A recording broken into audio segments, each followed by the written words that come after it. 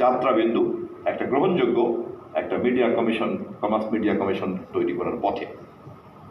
সেই কাজ না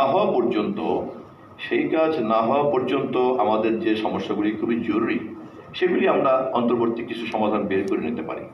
যেমন পত্রিকার ছাপার সংখ্যা কত এ বিষয়ে ডিজি এখানে আছেন, হয়তো ডিএপিকে আমি জিজ্ঞাসা করে যেটা বুঝতে পারলাম, গ্রহণযোগ্য কোনো ওরকম কোনো মাপকাঠি স্ট্যান্ডার্ড নাই।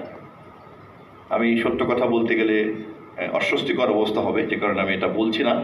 মন্ত্রণালয়ের জন্য অস্বস্তিকর হবে, পত্রিকা মালিকদের জন্য অস্বস্তিকর হবে, সম্পাদকদের জন্য অস্বস্তিকর হবে, যে কীভাবে একটা প্রতারণা সবাই মিলে আমরা কিন্তু মেনে চলছি।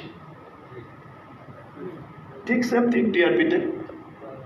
আমি টিআরপি নিয়ে কথা বলতে বসলাম, একটু কথাবার্তা শুনলাম, পাতা উল্টালাম, সেম থিং হিয়ার।